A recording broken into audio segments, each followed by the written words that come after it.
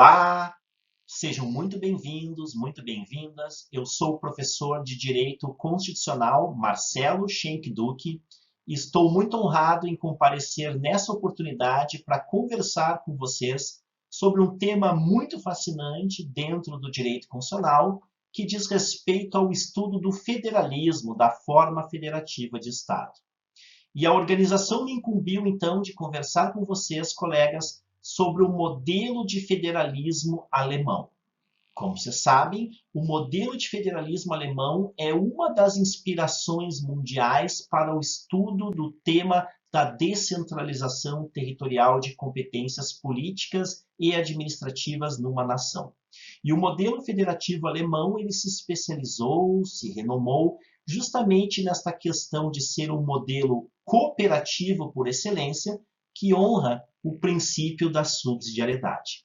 E uma das formas pelas quais o modelo federativo alemão se notabilizou mundo afora, nesta linha de realização do princípio da subsidiariedade pela via da cooperação, foi justamente através da técnica de repartição de competências concorrentes na federação.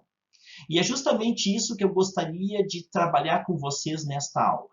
Vamos propor uma análise desse modelo cooperativo, desse modelo que realiza o princípio da subsidiariedade a partir das regras de repartição de competências concorrentes. A questão é que no ano de 2006 houve uma grande reforma federativa na Alemanha que modificou e, segundo alguns, até radicalizou essa sistemática da repartição de competências concorrentes na federação. E aí, o que nós temos desde então? Nós temos um modelo que é tido por muitos como até mesmo revolucionário. Então, para que nós possamos compreender, eu vou ter que separar esta aula, esta palestra, em dois momentos. Neste primeiro momento, que vocês assistirão hoje, eu vou fazer um panorama geral do modelo federativo alemão, do modelo cooperativo, a partir das regras de repartição de competências concorrentes que vigiam até a reforma de 2006. E já adianto os motivos que vão levar, nesta aula, que levaram às modificações nas regras de repartição de competência concorrente que justificaram a reforma de 2006. Então, nesse primeiro momento, eu faço o panorama até a reforma de 2006 e, num segundo momento, num segundo encontro, eu vou detalhar como estão as competências concorrentes atualmente na Lei Fundamental Alemã a partir da reforma de 2006. Então, sejam muito bem-vindos. Vamos iniciar o tratamento desse fascinante estudo que é o federalismo cooperativo alemão. Quando nós estudamos um instituto jurídico de direito comparado, a primeira preocupação que nós temos é verificar se existe uma proximidade ou não entre esses modelos que nós estamos estudando, no caso, o federalismo alemão e o federalismo brasileiro. Então, a primeira questão que eu coloco nesta aula é a seguinte: existe uma proximidade entre esses dois modelos, entre o modelo alemão e o brasileiro? E, a partir do instante em que nós descobrirmos essa questão, qual seria aquilo que eu chamo de característica distintiva do federalismo alemão que o torna único? Ou seja, o que mais chama atenção nesse modelo de federalismo ao ponto de valer a pena estudá-lo? É isso que nós vamos perseguir nesta aula. A hipótese que eu proponho para vocês, ou seja, aquela questão que nós queremos confirmar com esse debate que eu apresento neste momento, é que o modelo de federalismo alemão, ao contrário do que alguns defendem, é muito diferente do modelo brasileiro. E, sobretudo, a partir das regras de competência concorrente. O mais interessante, colegas, é que muitos afirmam que justamente em face do modelo de competências concorrentes que existe na Lei Fundamental Alemã e na Constituição Brasileira, haveria uma certa proximidade entre ambos os modelos. E a hipótese, ou seja, a tese que eu defendo nessa aula, é que é justamente em face da análise dos sistemas de competências concorrentes entre os dois modelos que nós podemos chegar a uma conclusão de que há uma diferença enorme, uma diferença tremenda entre o sistema federativo brasileiro e alemão. Essa é a hipótese que eu vou testar com vocês nesta aula. Eu começo dizendo, na linha dessa hipótese que eu apresentei, que o paralelo entre os dois modelos de federalismo, o alemão e o brasileiro, de fato, está muito longe de ser perfeito. Começamos dizendo que o modelo de federalismo alemão, como muitos de vocês devem saber, é um modelo cooperativo voltado muito mais a uma interação entre os entes transfederativos. Vejam que se fala também que a Constituição Federal Brasileira possui traços de federalismo cooperativo. É verdade. Nós temos alguns traços de interação entre os entes da federação, de colaboração, de coordenação, de contato, fomento. Mas não se pode comparar o âmbito ou a incidência, digamos assim, a intensidade da cooperação que ocorre no modelo alemão com o modelo brasileiro. Então, o modelo de federalismo alemão está anos-luz na frente do nosso modelo em termos de intensidade de cooperação entre os entes federados. De modo que não erra quem afirma que na Alemanha há uma cooperação muito mais intensa, justamente por força desses mecanismos institucionais de cooperação que ocorrem no sistema alemão, muito mais efetivos do que os nossos, no caso brasileiro. Eu começo dizendo que a Alemanha também é um Estado federal de 2 membros, ao contrário do que ocorre no Brasil, onde nós possuímos 4 entes federativos nos termos do artigo 18 da nossa Constituição Federal. Como vocês sabem, no modelo brasileiro são entes da federação, a União, os estados, o Distrito Federal e até mesmo os municípios.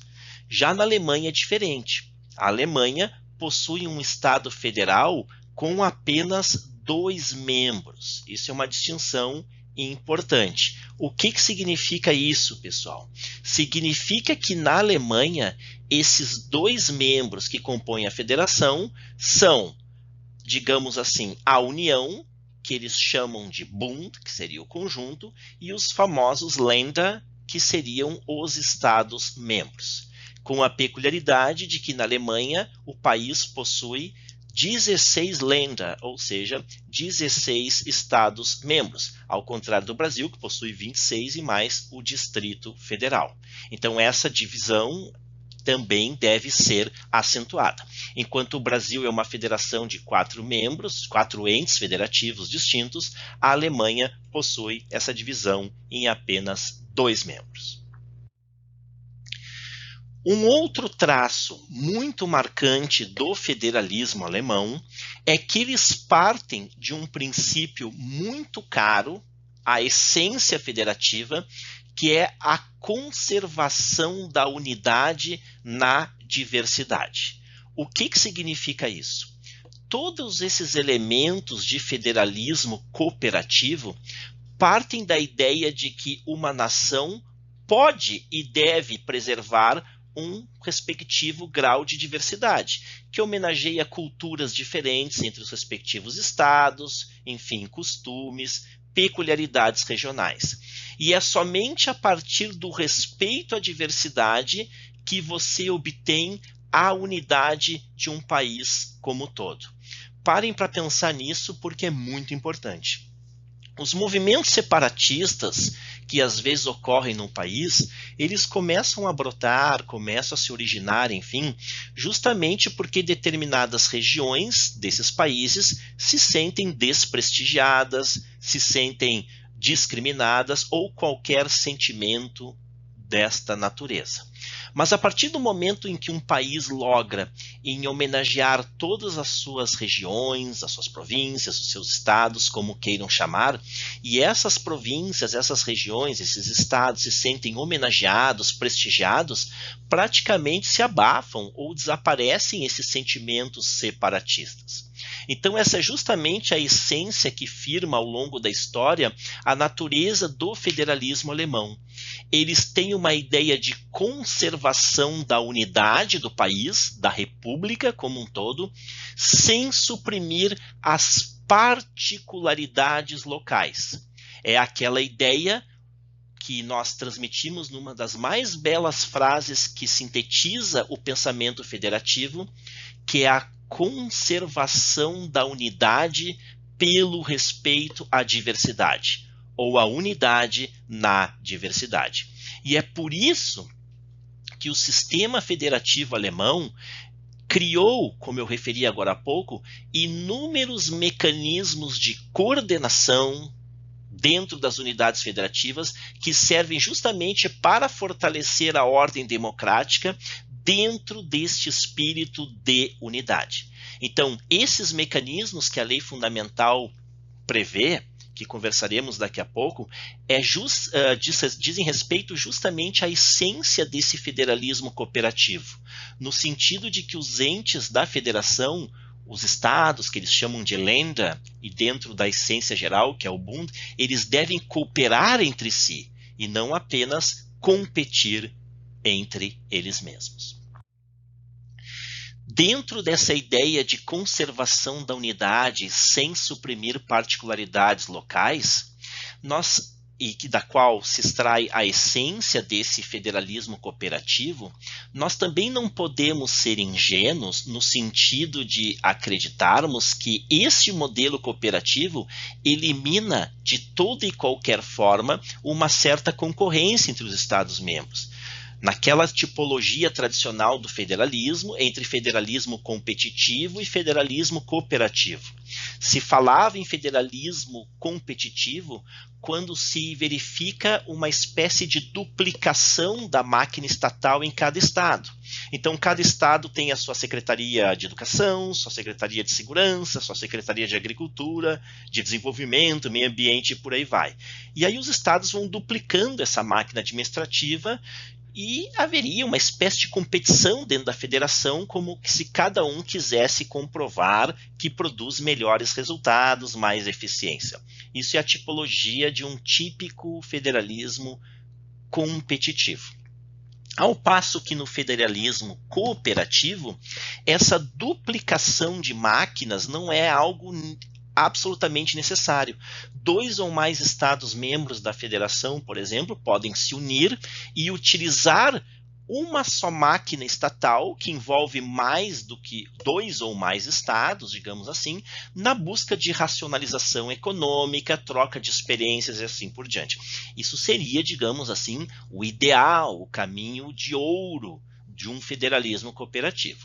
Mas o ponto que eu quero trazer aqui é que, ao menos quando analisamos a experiência alemã, que é considerada talvez o maior exemplo no mundo de federalismo cooperativo, nós não podemos ser, como dizia agora há pouco, ingênuos de acreditar que, por melhor que seja essa experiência cooperativa, sempre haverá um nível de concorrência entre os Estados-membros, mesmo na Alemanha. E isso fica claro quando nós evidenciamos estados mais fortalecidos economicamente do que outros, com uma estrutura muito melhor do que outros. Mas, mesmo dentro de um nível tolerado de concorrência, o federalismo cooperativo, de origem alemã, ele pressupõe justamente a ideia de incidência de campos políticos, administrativos, dentro de toda a república de cada estado, no qual esses estados podem realizar diferentes concepções acerca de diferentes matérias que envolvem, logicamente, distintas concepções, distintas visões de mundo. E isso vai ficar muito claro, colegas, quando eu descrever para vocês o modelo de competências concorrentes que existe na Alemanha, de acordo com as previsões da lei fundamental. Esses instrumentos de colaboração que traduzem a essência do federalismo cooperativo alemão envolvem diferentes concepções. Alguns promovem a inter-relação competencial. O que é isso? Justamente a partir da previsão da lei fundamental de que existem várias matérias cuja legislação é de competência concorrente entre os Estados-membros, dentro daquele espírito geral, semelhante ao que nós temos no artigo 24 da nossa Constituição, onde diferentes entes da Federação podem legislar sobre determinados assuntos. Mas aqui já adianto que é uma diferença, como veremos nessa aula, oceânica entre o que ocorre no modelo de competências concorrentes brasileiro e alemão. Além dessa questão de repartição de competências, o modelo de federalismo alemão também prestigia mecanismos de coordenação. Claro, porque sempre que temos uma ideia de federalismo cooperativo, é importante que alguma entidade, um grupo de entidades, coordene essa experiência para avaliar que tipo de resultados estão sendo produzidos a partir dessa coordenação, qual estado vai tocar guiando outros a partir da sua experiência determinadas atividades. Então, todo plano que envolve cooperação, ele tem que ser coordenado. E essa coordenação pode ser levada a cabo pela União, pelo ente central, ou até mesmo por um determinado estado que tenha uma experiência nitidamente maior do que outro em determinados assuntos.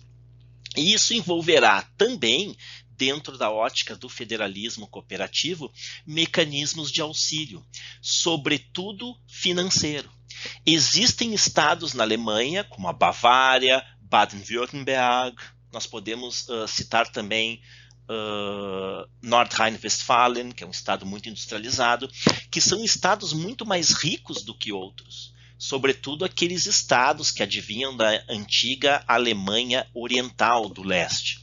Então, dentro da lógica do federalismo alemão, é muito nítida uma previsão de que os entes federativos, ou seja, os estados mais ricos, devem auxiliar financeiramente, vamos colocar aqui, os estados mais pobres, digamos assim, para que todos possam ter um standard mínimo, um nível mínimo de condições de vida, sobretudo proporcionando direitos sociais, que são aquelas prestações positivas típicas de um Estado social, como é o caso da Alemanha, que envolve investimentos vultuosos.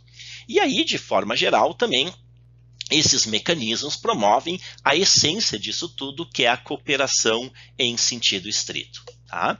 De modo que, dentro dessa lógica do federalismo alemão, de cooperação, que é muito mais adiantada que o brasileiro, existem inúmeras previsões institucionais, com arrimo constitucional, logicamente, que visam a produzir esses resultados que nós chamamos de cooperativos. E aí vão conciliar, vão coordenar o exercício de diversos poderes, logicamente por meio de ações conjuntas. Essa seria, então, a descrição geral desse modelo cooperativo, que, repito, é muito mais adiantado que o nosso.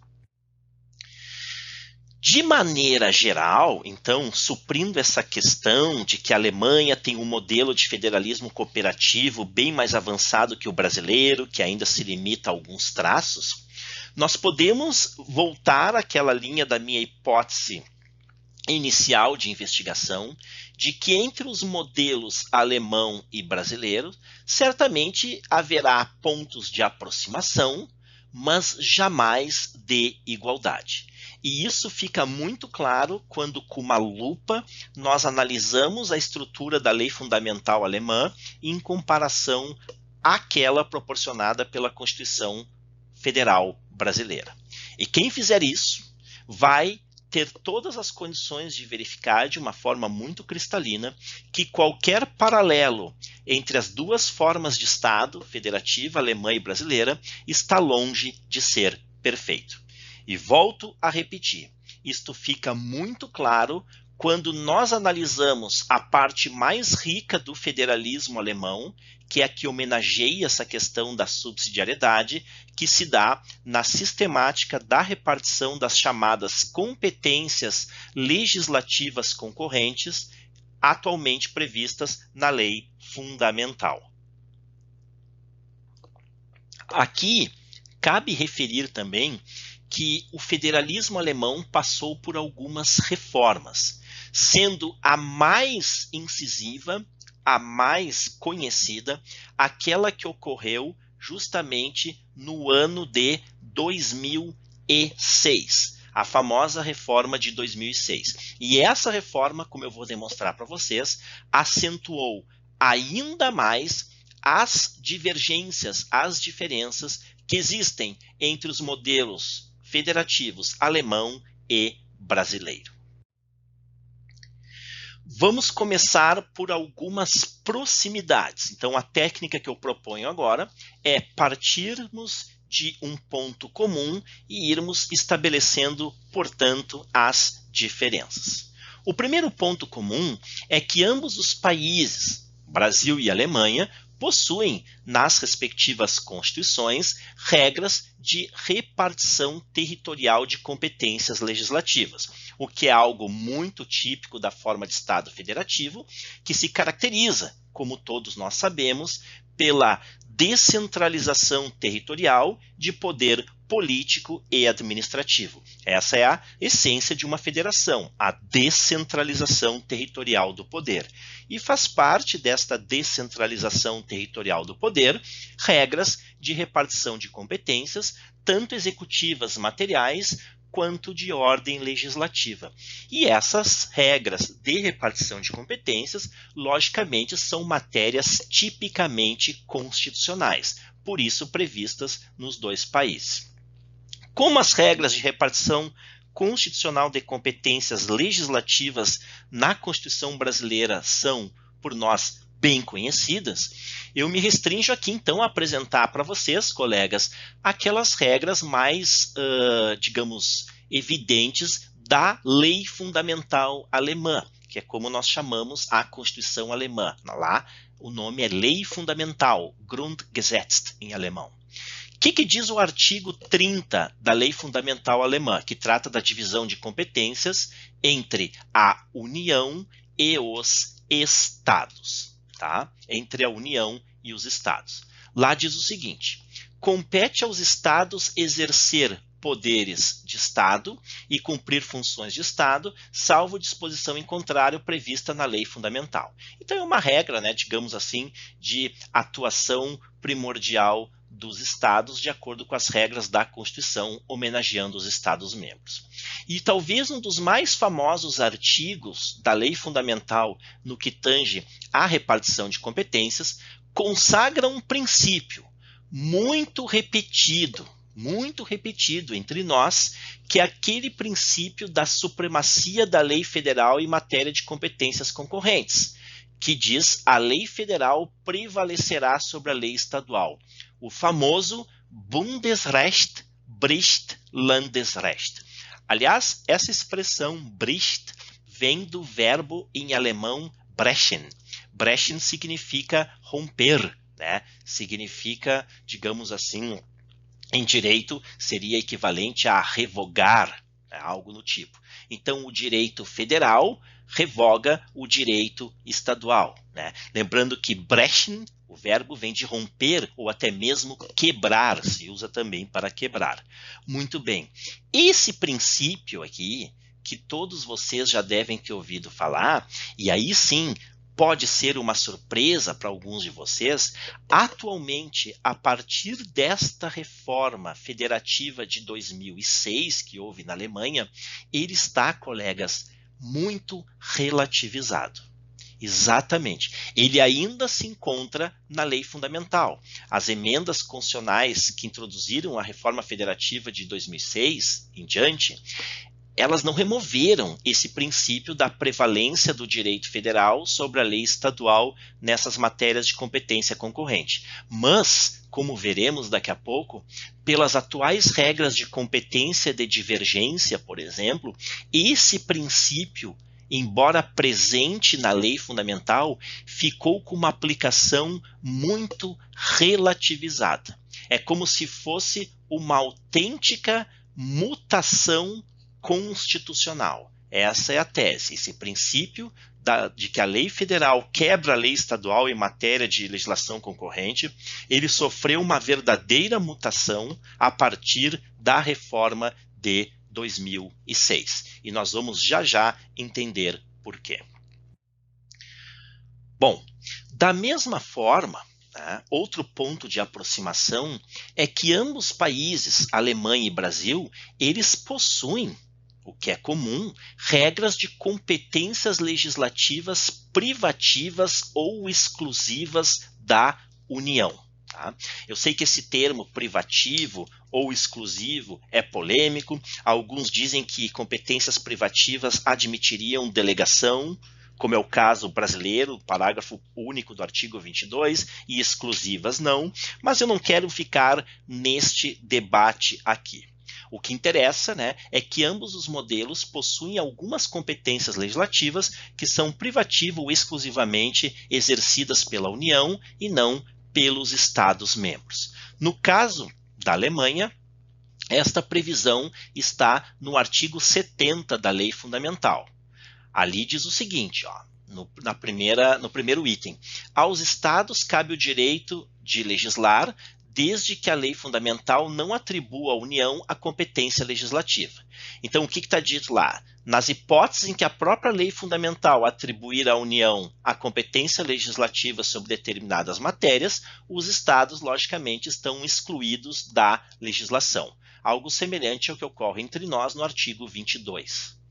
E depois, mais interessante, a delimitação de competência entre a União e os Estados rege-se pelas disposições da Lei Fundamental sobre legislação exclusiva e legislação concorrente. Então, os dois modelos, tanto o brasileiro quanto o alemão, possuem um rol de competências exclusivas ou privativas, como queiram, e competências concorrentes. Então, aqui, mais uma proximidade, digamos assim, geral entre os dois modelos. Por curiosidade, vocês podem se perguntar quais matérias seriam de competência legislativa exclusiva da União na Alemanha. E elas estão previstas no artigo 73. Eu não vou analisar uma a uma aqui, porque senão essa aula ficaria muito longa, também não é o propósito. Mas depois, com interesse, vocês podem analisar todos os incisos desse artigo 73, aqui primeira seção da Lei Fundamental, e vocês vão ver que tem vários assuntos aqui cuja legislação é exclusiva da União. Alguns semelhantes ao que ocorre no Brasil, outros nem tanto. Então vejam que são vários incisos, inclusive aqui a questão das telecomunicações de maneira semelhante, e vários outros assuntos. Uma longa lista, não é idêntica à totalidade dos incisos do artigo 22 da nossa Constituição, mas guarda algumas similitudes. Muito bem. Feito esse registro, agora nós avançamos para uma segunda parte da nossa exposição, que seria a análise das competências legislativas concorrentes. Aqui sim, eu diria para vocês, colegas, que está, sem sombra de dúvida, a maior riqueza do federalismo alemão. Então, quem gosta de estudar federalismo à luz de experiências comparadas, eu recomendo um aprofundamento desta matéria, das competências legislativas concorrentes da Lei Fundamental. Eu começo dizendo que essa parte das competências legislativas concorrentes é a melhor maneira de entender, de analisar o princípio da subsidiariedade na federação. Lembrando que a subsidiariedade é aquele princípio que homenageia a ação local em detrimento da ação mais geral.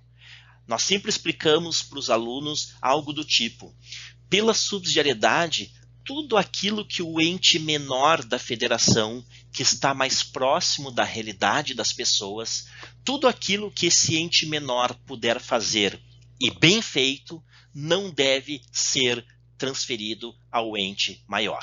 Ou seja, o ente maior da federação, a União, só realizaria, só assumiria para si aquelas tarefas cuja complexidade, cujo financiamento seriam impossíveis, ou digamos assim, de serem praticadas pelos entes menores, por problemas estruturais, problemas econômicos, seja lá o que for. Então, pela subsidiariedade, tudo aquilo que o ente menor puder fazer, e bem feito, não deve ser repassado ao ente maior. O ente maior só assumiria para si, subsidiariamente, em auxílio ao ente menor, aquelas tarefas, portanto, cuja complexidade, cujo financiamento seriam incompatíveis com a estrutura dos entes menores, dos estados, no caso brasileiro, dos municípios e assim por diante. Então, subsidiariedade tem que ser entendida a partir de sua etimologia, né? Subsidium significa auxílio. Então, agir subsidiariamente significa agir em auxílio. E auxílio pressupõe que alguém não consegue, com as próprias pernas, digamos assim, levar a cabo uma determinada tarefa. Então, dentro dessa ótica do federalismo cooperativo, é justamente a partir da sistemática dessas competências concorrentes que nós vamos compreender bem como funciona a subsidiariedade e justamente como funciona esse caráter cooperativo da forma de Estado federativa praticada na Alemanha.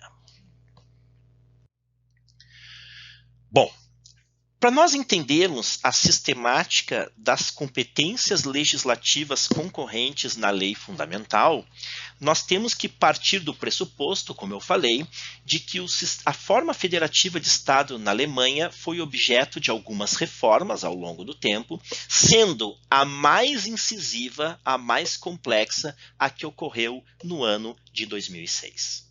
Então, nós temos que entender como funcionavam as coisas na ótica federativa alemã antes de 2006 e o que passou a ocorrer após 2006.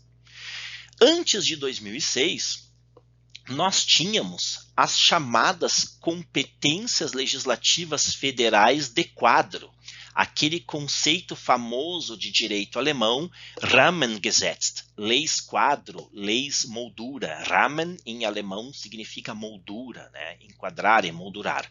Muito bem. Até 2006, o artigo 75 vigia na lei fundamental. E com a reforma de 2006, com a reforma constitucional, esse artigo foi revogado da lei fundamental. Tanto que, se vocês olharem a atual redação da lei fundamental, ela não prevê este artigo 75, ele se encontra revogado. E esse artigo era o que justamente previa as chamadas competências federais de quadro. O que significava isso?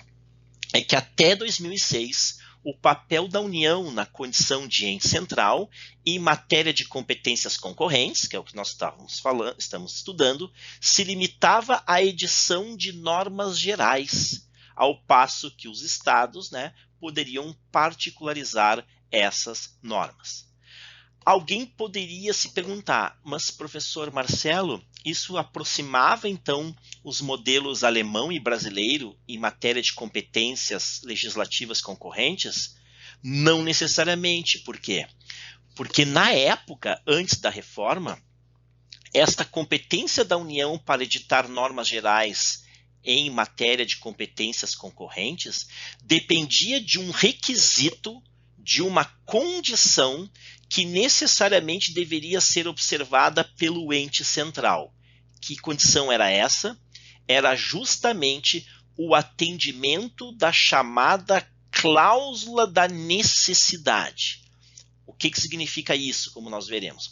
A União, para justificar a sua competência para editar normas gerais em matéria de competência concorrente, ou seja, para editar as chamadas normas quadro, as Rahmengesetze, que justificavam então esse conceito de normas gerais, deveria demonstrar que a atuação legislativa federal se mostrava necessária em detrimento dos estados nas seguintes matérias de competência concorrente. Então havia uma competência federal de quadro que poderia ser exercida pela União, desde que a União, como condição, como vimos aqui, como condição, demonstrasse o requisito da necessidade para que atraísse a competência federal em detrimento da estadual dessas matérias de competência legislativa concorrente. Esse era o requisito para exercer até 2006 a competência de quadro. Vejam que, mesmo antes da reforma de 2016, e é isso que eu chamo a atenção dos colegas nesse momento, nós já não tínhamos, ao contrário do que alguns defendem, uma similitude com o modelo constitucional brasileiro. E o motivo é manifesto. Na Constituição brasileira, como todos nós sabemos bem, não existe o requisito de necessidade como condição para a União editar normas gerais nas matérias de competência concorrente do artigo 24 da nossa Constituição. Pelo contrário, naquelas matérias do artigo 24 da nossa Constituição, cabe à União legislar sobre normas gerais. O requisito da necessidade, no caso brasileiro, digamos assim, está implícito. Ele é pressuposto do nosso sistema, de modo que ele não deve ser comprovado pela União. Pressupõe-se, por um imperativo constitucional brasileiro, que a União tenha necessidade de regulamentar, na forma de norma geral, na forma de norma quadro, as matérias de competência concorrente do nosso artigo 24. No modelo alemão, antes de 2006, não havia essa pressuposição. A União alemã, o Bund, deveria comprovar a necessidade de legislar sobre as matérias de competência concorrente lá do artigo 75 em diante da lei fundamental. Então, aqui, uma grande diferença entre ambos os modelos. Tá? Então, o que nós tínhamos? Antigamente, e quando eu falo antigamente é antes da reforma de 2006, o Bund alemão, ou seja, a União, o ente central da Federação Alemã, poderia esgotar a legislação em matéria de competências concorrentes, desde que ela fundamentasse a necessidade de legislar em detrimento dos estados. E isso gerava o que em alemão se chama de efeito bloqueador. Os alemães chamam isso de Sperrwirkung. O que é esse Sperrwirkung? É o efeito de bloqueio. Se a União demonstrasse a necessidade de legislar sobre determinadas matérias de competência concorrente, ela bloqueava a atuação do legislador estadual nas respectivas matérias. E aí, o que nós tínhamos? É que justamente esta cláusula de necessidade, que deveria ser comprovada pelo legislador federal alemão como condição para legislar sobre as matérias de competência concorrente previstas na lei fundamental, é o que servia na ótica da lei fundamental para garantir a vigência do princípio da subsidiariedade, ou seja, o que o ente menor pode fazer bem não deve ser objeto de legislação pelo ente central, de modo que só legislaria a União, ente central, se comprovasse a necessidade de realizar esta legislação pela impossibilidade dos estados a fazerem a contento, digamos assim. Então, essa cláusula de necessidade, na ótica da lei fundamental pré-reforma de 2006, era o que, na visão dos alemães, supriria, digamos assim, realizaria o princípio da subsidiariedade. Já que, por regra, não havendo uma necessidade clara e específica de a União legislar sobre essas matérias, os temas de competência concorrente deveriam ser objeto de legislação estadual. Este era, digamos assim, o espírito da lei fundamental antes da reforma de 2006. A essa altura, vocês devem estar se perguntando, mas professor Marcelo, o que deu errado então?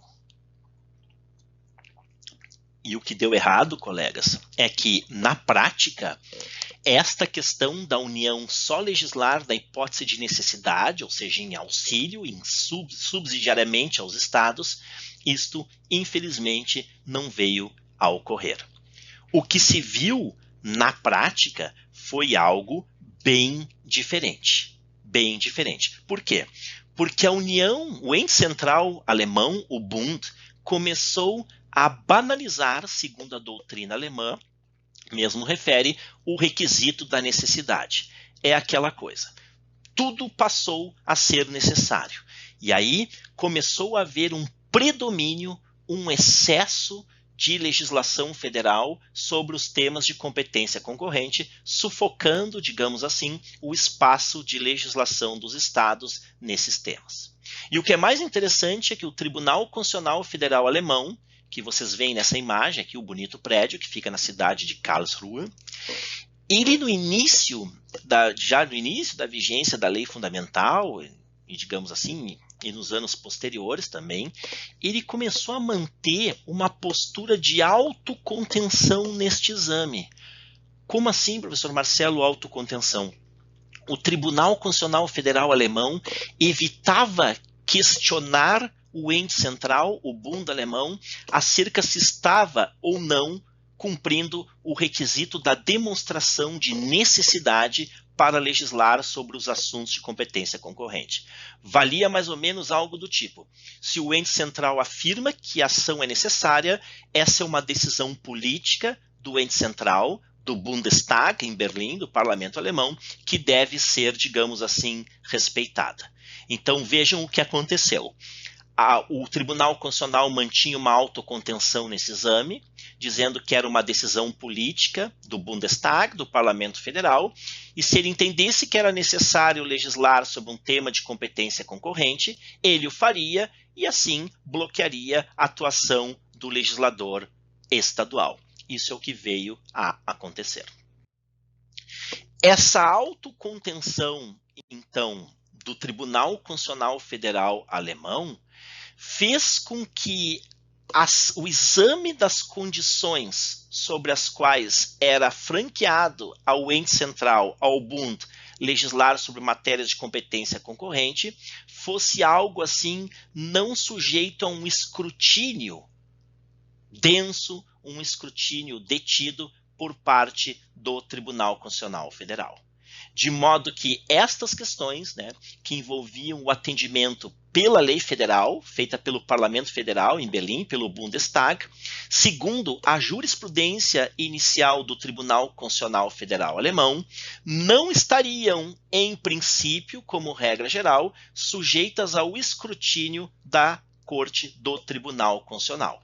E claro que o ente central da federação, o Bund, o Bundestag, percebendo essa situação de autocontenção do Tribunal Constitucional, soube usar isso ao seu favor e começou, portanto, a editar uma série de leis em matéria de competência concorrente, sufocando, assim, bloqueando a atuação legislativa estadual nos respectivos temas.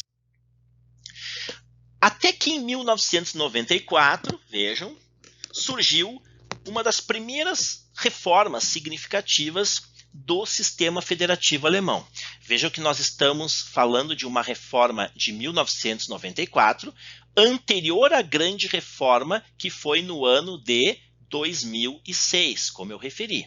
Mas aqui esse capítulo inicial também merece ser explicado aos senhores. Então, o que aconteceu?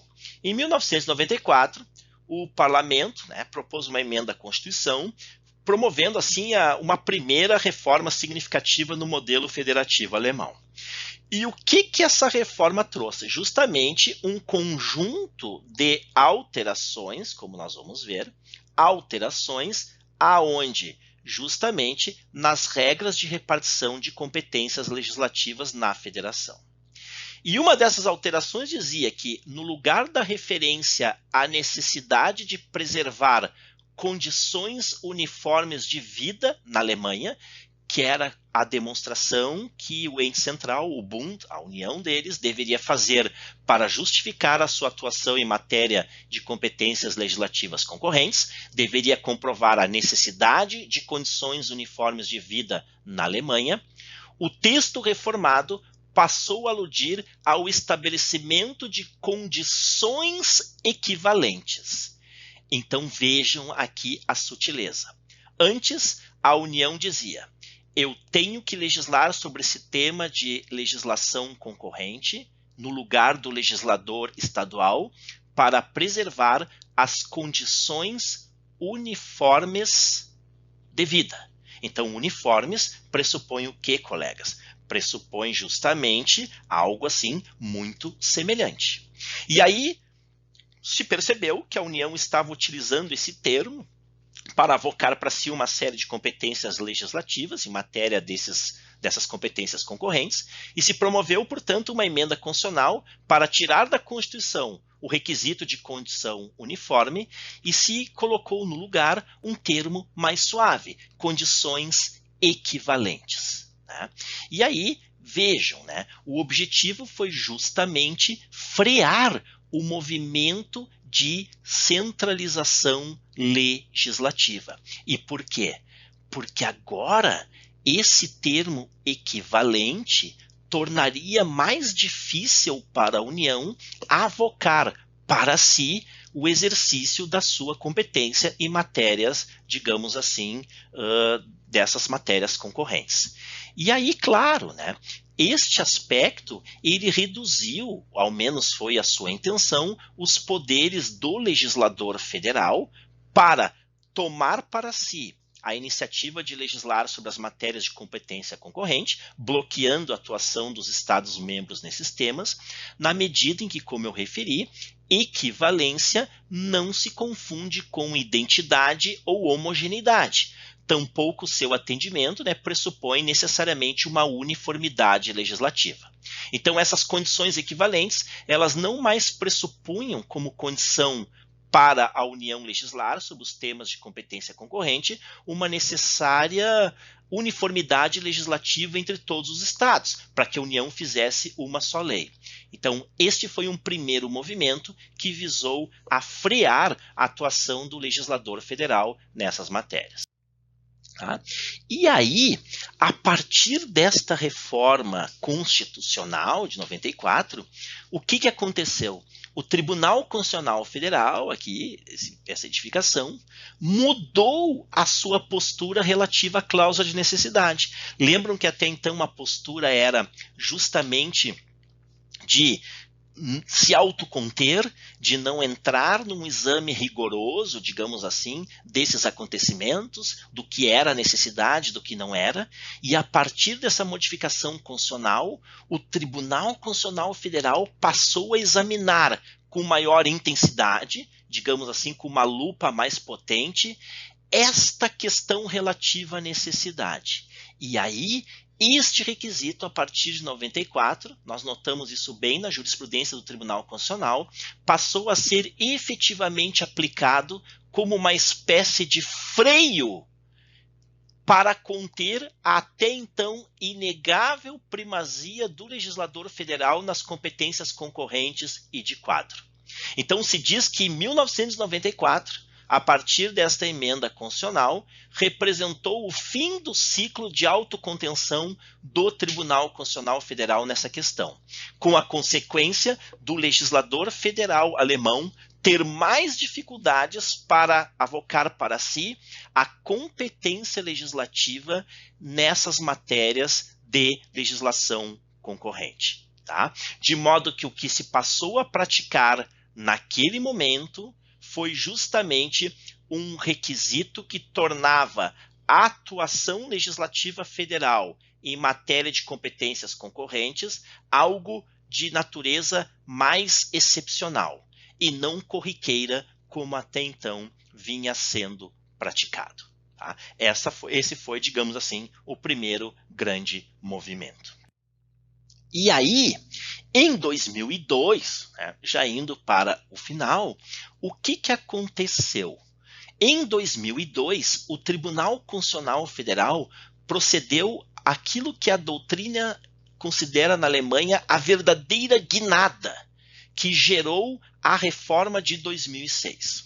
Foi justamente ao julgar esse caso, que eles chamam de Altenpflegengesetz, que analisava, digamos assim, a inconstitucionalidade de certos dispositivos de uma lei federal que tratava da profissão de cuidador de idosos, né? Que em alemão se diz Altenpflegen. Né? Altenpflegen são os cuidadores de idosos. E o que acontece? Uma lei federal tratou desse tema que visava regulamentar a profissão de cuidadores de idosos. E quando o Tribunal Constitucional, provocado, obviamente, a se manifestar sobre o tema, analisou essa lei, ele entendeu que o atendimento das condições da cláusula de necessidade, que eu referi agora há pouco, já com a alteração trazida pela reforma de 1994, estava sim submetida ao seu exame jurídico constitucional. Então, o que o Tribunal Constitucional fez naquela época?